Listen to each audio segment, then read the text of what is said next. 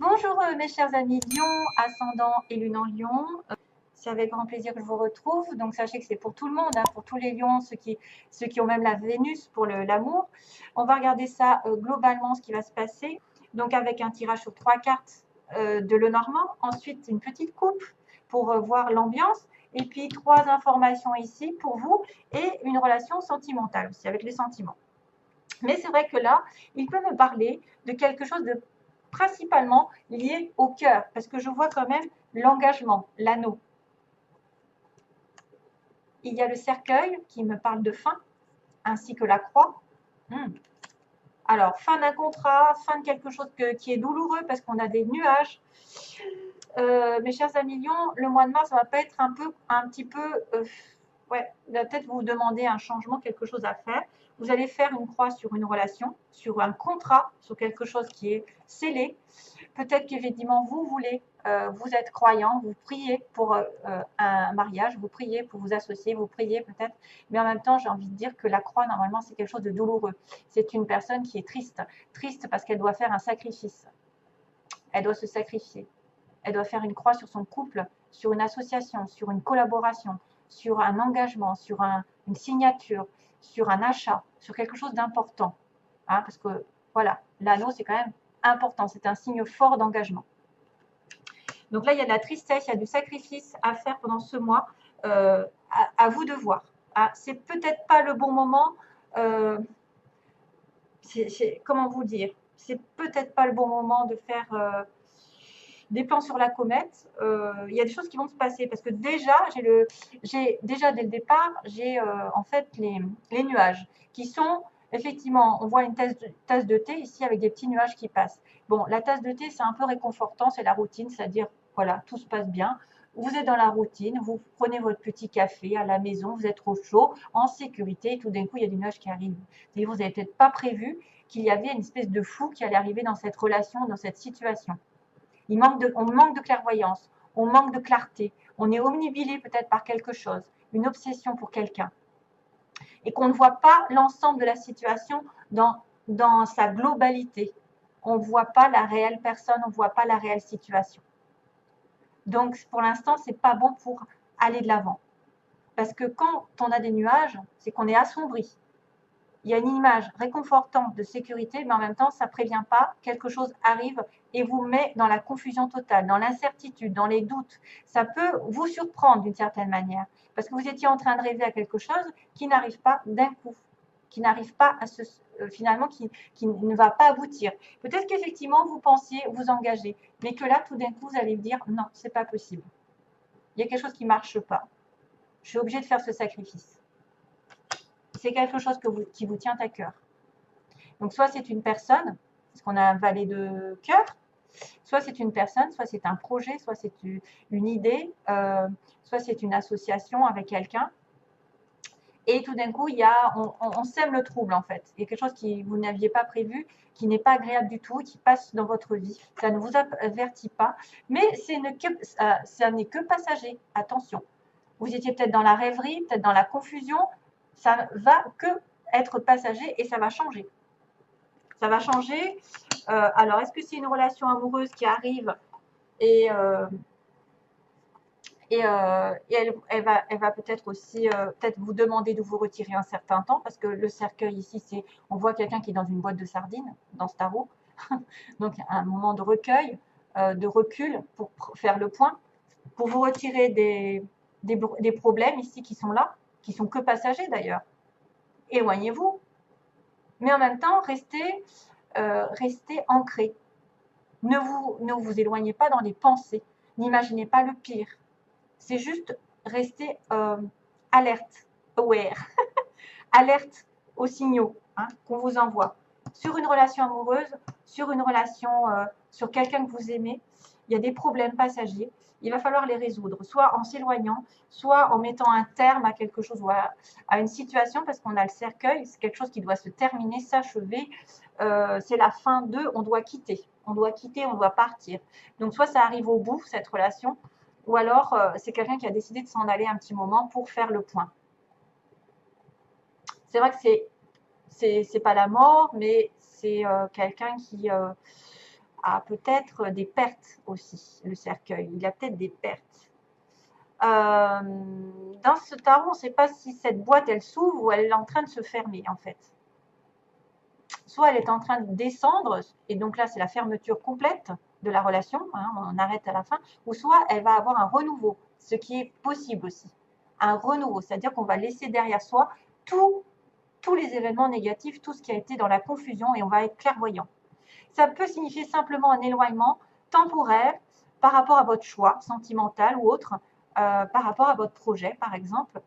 Et peut-être que vous êtes effrayé, vous êtes anxieux, et que finalement, ben, c'est pas si mal que ça, parce que ça va être la fin des circonstances difficiles dans votre relation, dans votre situation qui vous est propre. Mais c'est vrai qu'avec la croix, on pourrait penser à une fin claire et nette.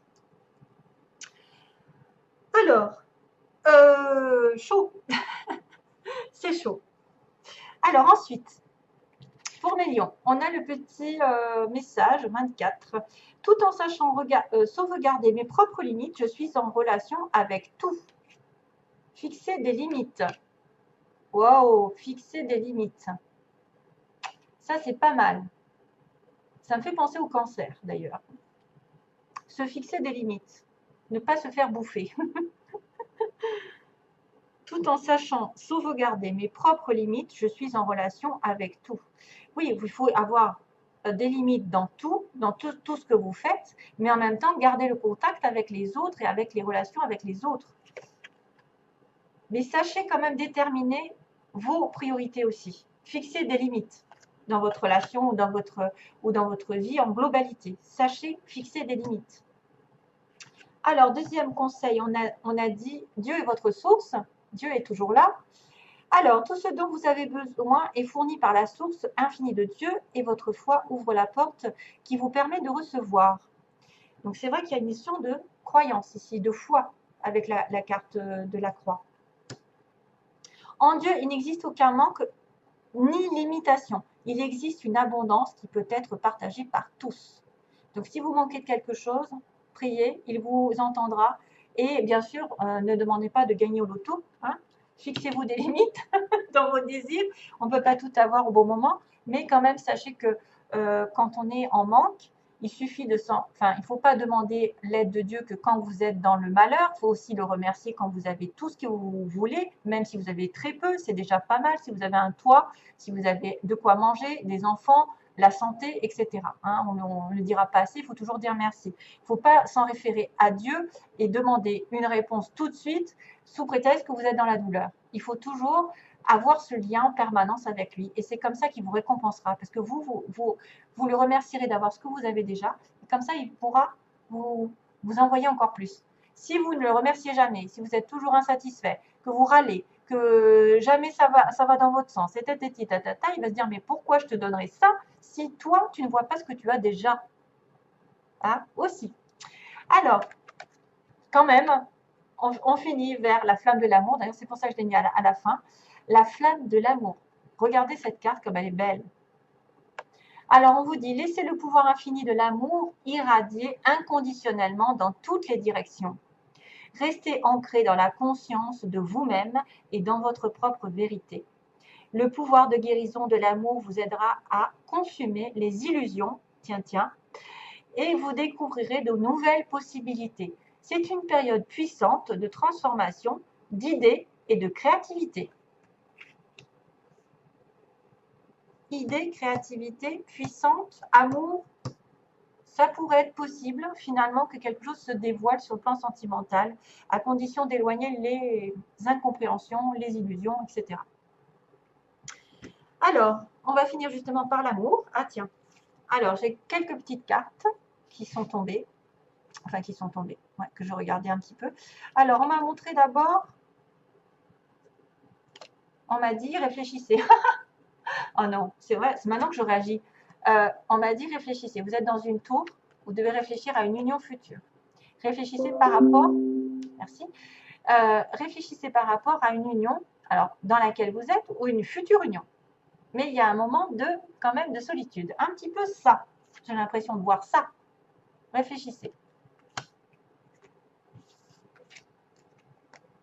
Le consultant, monsieur consultant, probablement vous, à million, ou votre partenaire, celui que vous avez en tête, est blessé. Donc, ne l'oubliez pas, peut-être qu'il a eu des blessures dans le passé, peut-être qu'il est blessé dans cette relation actuelle, peut-être que vous lui avez fait du mal. En tout cas, son petit cœur est un petit peu délicat en ce moment. Il doit guérir certaines situations avant. Donc, prenez-le en compte. Quelque chose qui n'a pas guéri. Il est blessé, monsieur consultant. Et j'avais aussi la blessure avec la trahison. Donc, ça m'avait mis aussi la blessure avec la trahison. Il a été blessé, il se sent trahi, monsieur. Il se sent trahi. Peut-être que c'est lui, peut-être que c'est vous, mais en tout cas, il y a une trahison et une blessure qui apparaît dans cette relation. Et puis, j'ai aussi tiré le labyrinthe avec le visuel, comme si c'était compliqué de vous voir. C'était compliqué d'avoir des visus, peut-être de vous voir face à face, de discuter. Peut-être que vous allez le voir, mais vous allez vous sentir bloqué par rapport à cette relation. Hein. Moi, je vois plutôt quelqu'un qui a du mal à voir l'autre. Peut-être qu'il est au loin, peut-être qu'il est dans une relation bloquée, ou il est en mariage, ou voilà, il y a quelque chose qui l'empêche de vous voir, qui est compliqué. C'est pour ça qu'il y a peut-être une montagne. Il y a peut-être des nuages. Voilà, compliqué. Ce sera tout donc pour mes chers amis lions. Et à bientôt, je l'espère. Merci. Plein d'amour. Bye bye.